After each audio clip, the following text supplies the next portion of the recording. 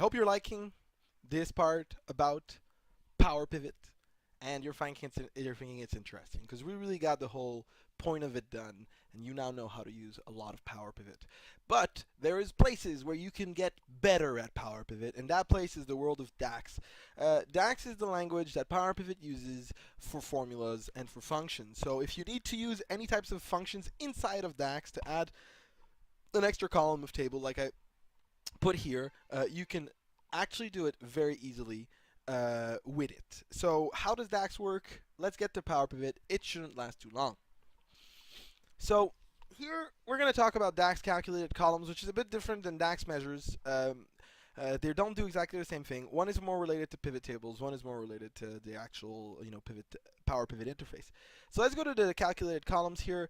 If I go over here and I go in my Excel, you'll notice I have my PowerPivot open. So I'm going to go on PowerPivot. Ooh la la. And I'm in PowerPivot. And I've got my diagram view from my previous video. And I'm going to go down back here to the grid view. And now I've got all my tables down here, exported from the ContosoDB on MSDN website from Microsoft, but I put them on my website in the same training files so that you have access to them. www.jameswh.com/finance, and the website, the password. If you don't have it, email me. I'll send it to you. Or ask somebody who knows if you have somebody in your work environment that shared with you this information. So I'm now here, and I want to calculate our column. So an example here is I've got dim stores, and I've got the information about a lot of things in these stores here. But I don't know. Maybe I'm curious to find which continent this store is on, right? Now before I would have to make VLOOKUPs and things like that, but now you see there's add a column here, and the new function is not VLOOKUP where you have to add a bunch of information. Now you simply go and type like you did before, equals.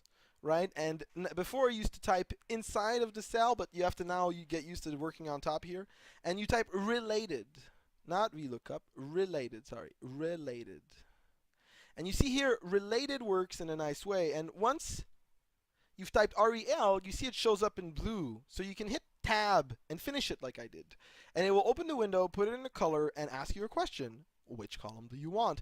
Now before you had to say from which table you want it, and now it's the same, but the difference is because the language of DAX is different from the language from Excel, you don't have to do something like in this table, in this row, in this column. It doesn't work like that. Because there's a relationship in between the two, you just have to go here and choose which one you want. And I said I wanted from the DimGeo the continent name. It's right there, but you see I could go down and choose which one I want from there. So I can go continent name, and you click this, and look what's going to happen. Well, hit tab probably. Yeah, cool.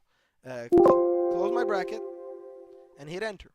And now this should take all the information I had in my DimGeo, add a column here.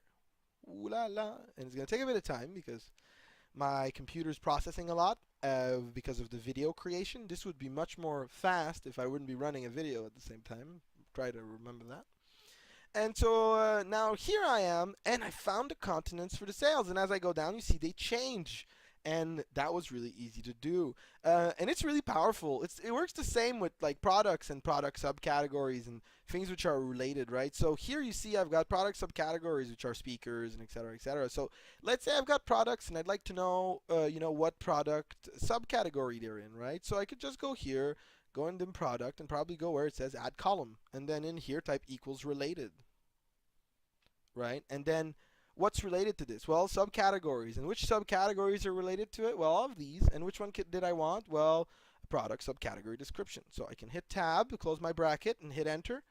And then now it's going to add it there.